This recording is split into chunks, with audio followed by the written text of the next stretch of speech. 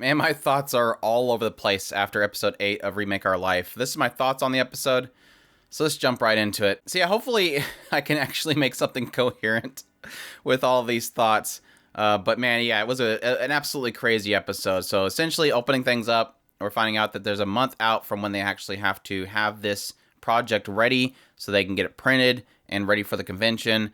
And so it's all hands on deck at this point. Everything has to be done. And this is where we start to have Koya essentially recall his past life and how he didn't want it to be a failure again. And the decision that he makes at this point is that in order for them to make the deadline, he's going to have to make cuts. This is the point which he's going to have to start taking things out, scrunching things up in order for them to make the deadline. And yeah, not everybody's really super happy with it, but mostly with Nanako, she seems to be understanding. She's like, okay, we'll use this other project as sort of a concept for a melody, not really copying it, but it'll help us kind of get this project done because she's already behind schedule. With Akishino, he's like, cut how many frames or how many key arts you have. So essentially, we're going to utilize this one multiple times in order for us not to make, one separate frame for each one of these particular shots. And both of them are understanding of that. The one that's not understanding as much is Tsuruyuki. He goes to Tsuruyuki and talks about how he wants to change the script in order for it to kind of be a little more doable. And obviously, Tsuruyuki is not happy with that. He's like, no, this isn't what I wrote.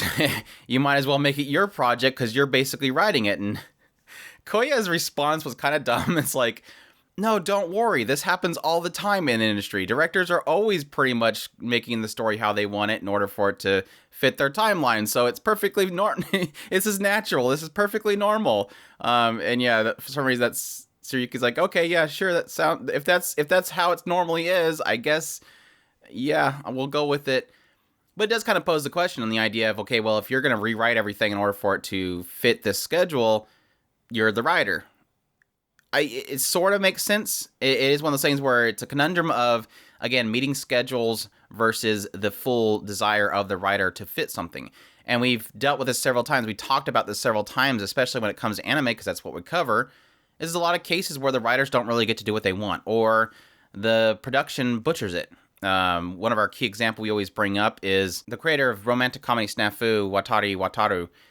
This guy basically went off and made Quality Code, which we were enjoying it for the story, but at some point it seemed like the production just went downhill. And what kind of came from after that was that he also wrote Girlish Number, and that series almost seemed like it had its writer that was involved in the anime that was being produced in that show was basically being pushed off the side. He's like, well, I don't like how this is being... They're like, no, don't worry about it. Get out of the way, move. So the writer was always kind of off the side, not being able to handle anything that he wanted, not being able to have anything the way that he wanted it. They were just taking his project and doing what they wanted with it. But this is when we start having the flags happening. As we have Keiko and Koya, they all go with Nanako to a record session. The director's really happy about her performance. He's kind of wondering where Keiko found this girl. And while they're walking together, Koya's in the background like, I'm glad everything's working smoothly. It's all going to how I want it. I'm like, man, you just flagged it, dude. you just flagged this idea that it's all working out because it's going the way that I want it to go. You're assuming control and gloating on it. This isn't going to end well. And that was kind of the sad thing is shortly after this, we have this kind of crunch session. They're all trying to find bugs. I'm not sure how you can find those bugs that they were having that were essentially shutting down computers and crashing and fix them within 8 hours, but they had 8 hours to work with, and they pulled it off. They get it all done. They get the master disc. They send it off with Keiko. They produce it. They have their product, and they go to this convention. And it was funny because while they're on the way to the convention, he's like, is this going to be okay? Because we haven't really done any advertising. We haven't done any PR. And Keiko's like, it doesn't matter. As long as the outside looks good, it can be crud inside.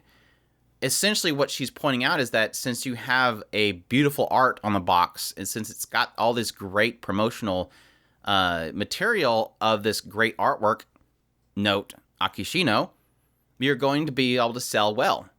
And I almost felt like at this point right here, it was pushing this idea that we'll get into later, that it's almost as if Akishino sold this. And it did make sense to me in that everything that has kind of been worked on is around, I guess, the one that seemed to have compromised the least was Akishino, and her artwork was out there. It didn't matter what was inside there. It didn't matter that the writing was good. It didn't matter that they would promote the writing. It didn't matter that people would think that the writing was good. What was being sold was Akishino's artwork. And so yeah, it's a success. They sell, they make a lot of money. They have a little brief moment where Akishino and Koya are going out to get some snacks, and Akishino asks again. There's this returning question that it wasn't until she asked it this time that now I'm starting to question it. And Akishino basically asks, is this how it should be? And he's like, well, no, yeah, we did it. We successfully did it. We sold it. Everything went well. And she's like, I don't know why I had to ask that. I felt like asking that. But if you say that, then it's all good. And again, this is where it's like, why is she asking this? This is the second time she's asked this. And like I said, the first time she asked this, I thought it was implying that Akishino had some sort of past where she felt non-confident in herself. And I thought that she was asking it like, are you okay with being with me? But no, she's asking it here, and it's breaking the third wall in a sense. Like, is this what you really are seeking out? And I started questioning at this point if it was at Akishino herself was the trigger for this reset. That Akishino was behind this. Because like I said before, my theory was Keiko. I thought Keiko was like the one character that seemed to be, she stood out. She didn't seem like she fit in this, they're trying to go for a little bit of realism here. And she didn't fit in the show itself. So I almost felt like she was going to be the one that was manipulating things from the background to see what Kuya would do. And right here, I'm like, wait, maybe it might be Akishino. She's questioning things. But it almost felt as if the way that she said that was that it was more in the idea that she was self-aware of their possibility of a reset. And that she was involved somehow. She didn't feel things were right. She felt things were changing, and it didn't feel natural. So it gives the implied idea that Akishino, past Akishino goes on to become this character artist, and then at some point, she resets along with him. So the Remake Our Life, the aspect happens, he's starting to remake his life, and she feels uncomfortable with how things are flowing. She doesn't know why, she just has an idea that things aren't going the way that it should because it is changing. He is changing it. So I thought it was interesting because it doesn't take the perspective of like Tsuruyuki where he's like, well, that was my writing, so obviously what happened? Are you from the future? That kind of question mark. but it's more of a feeling. It's a feeling rather than something observable. So yeah, that was an interesting little exchange there. But yeah, obviously he gets back to the place, gives everybody their money. Tsuruyuki says, hey, Koya, can I talk to you on the side now this is all done? And he's like, yeah, sure. And yeah, that's when things get a little crazy, obviously crazy. But yeah, they have a little conversation, and Tsuruyuki's like, thanks for all your work. I'm done. I'm quitting. And this is like, Koya's like, wait, what are you talking about? We just did this. And he's like, yeah, I understand. If you want the money to split to everybody else, that's fine. But I'm getting out of it. I'm giving up on this whole thing. And you're welcome to punch me. Obviously, you did a lot of work in order to help me with this, and it's deserved. But this is where I kind of struggle. It's the same. It's technically the same argument that Akishino had, in that the idea that because Koya is so good at what he's doing, he feels almost belittled, and he feels like he can't perform. He's always felt like his writing was incredible and that no matter what he does, he would be successful.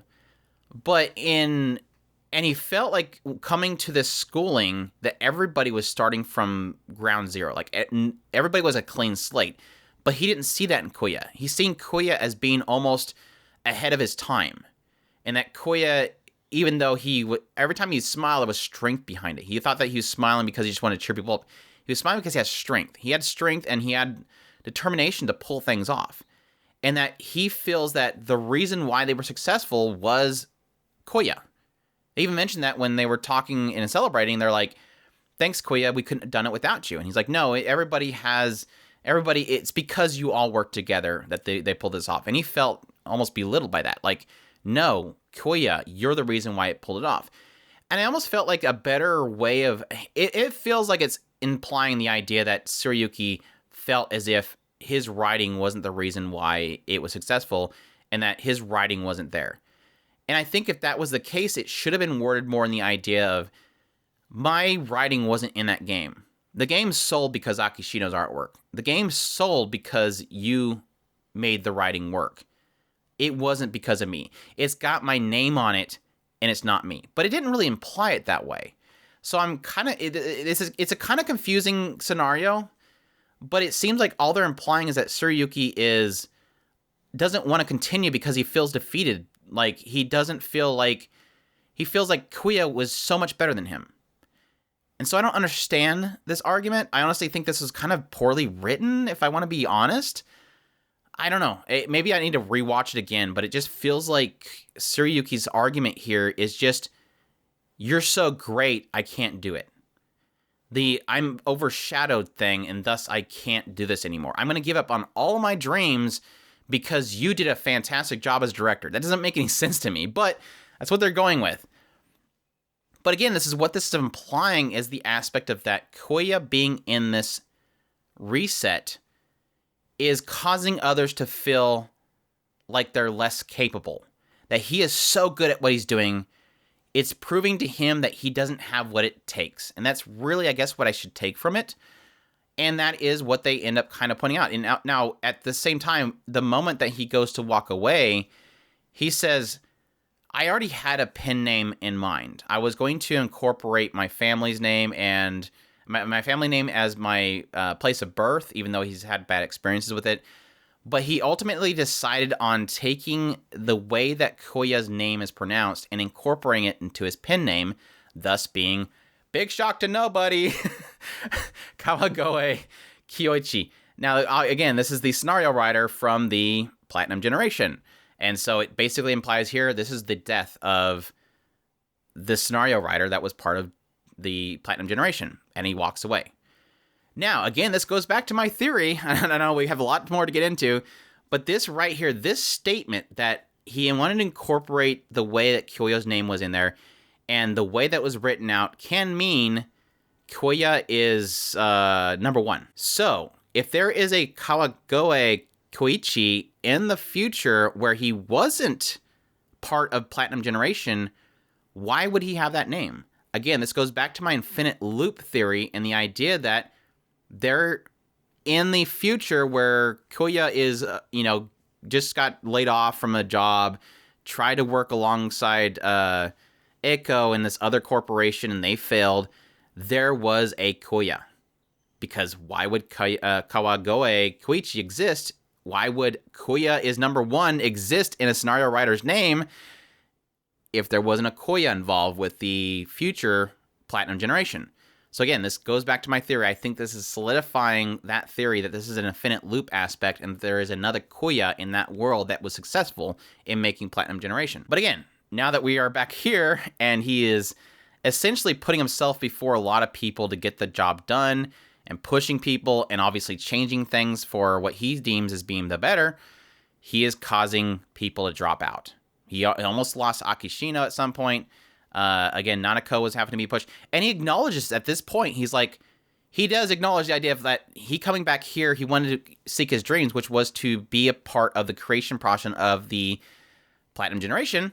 And what is he doing? He finally acknowledges all these people are already going to be successful. So I'm screwing things up by being a part of it. So this is where it's finally addressing this concept that I've mentioned before, where if they're already there, if Nanako was already a music writer, then why does he have to push her so much? He is causing problems by existing there.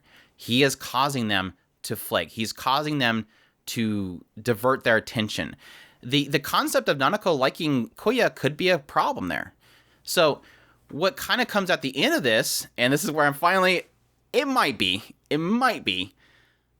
he's obviously crushed by this, and Keiko walks up, and Keiko says, I wonder what would happen to the future at this rate.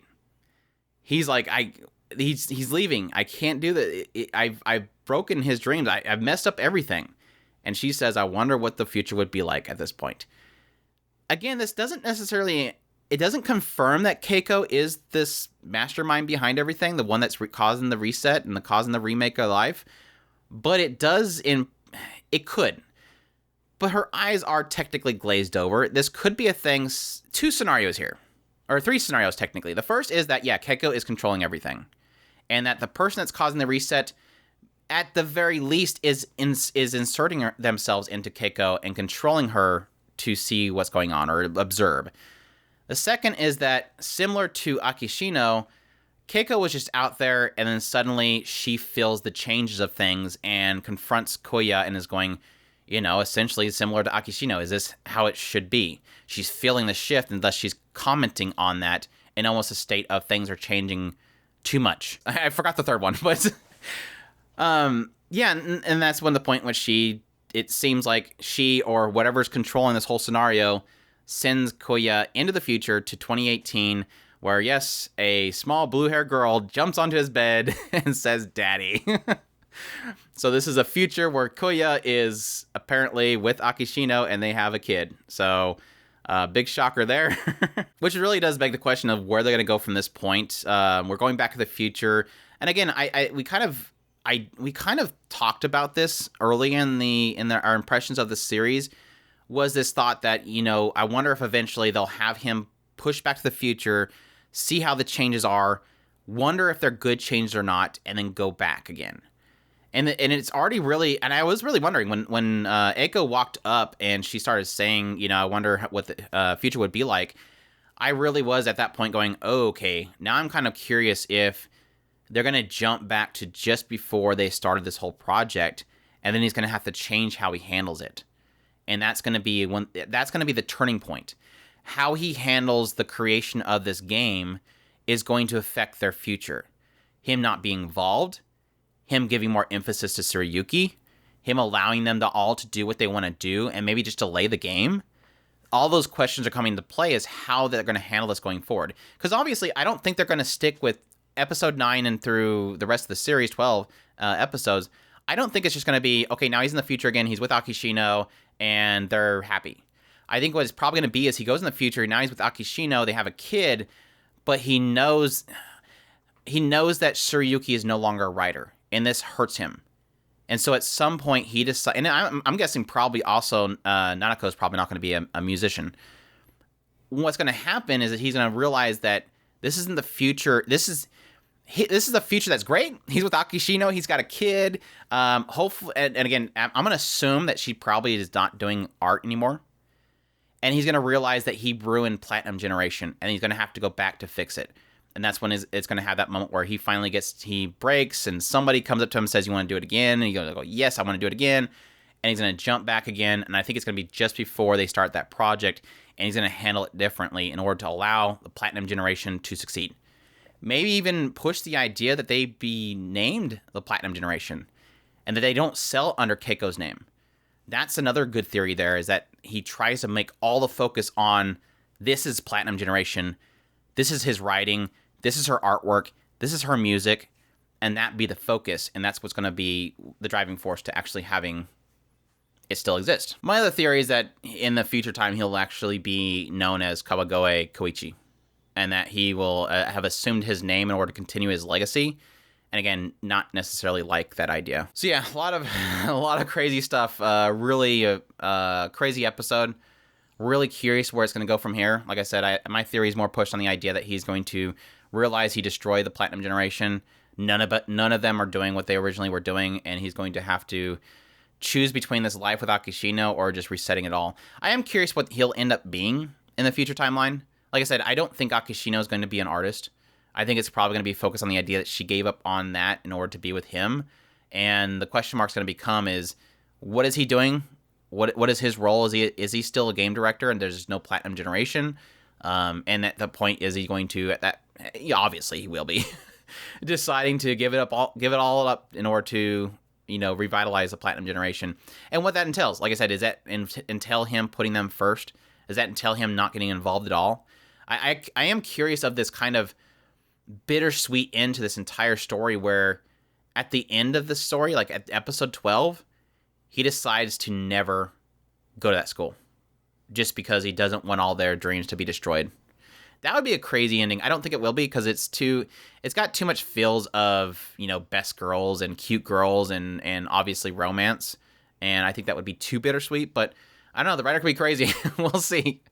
But that's my thoughts on episode 8 of Remake Our Life. I hope all of my thoughts got out there somehow. Like I said, I had a lot in my head, and I wanted to get through all of it, so hope you guys enjoyed this episode. If you did, leave a like down below, comment, let me know what you thought of the episode. Subscribe if you haven't already. Share this video if you can. Support us on Patreon if you can. And y'all take care.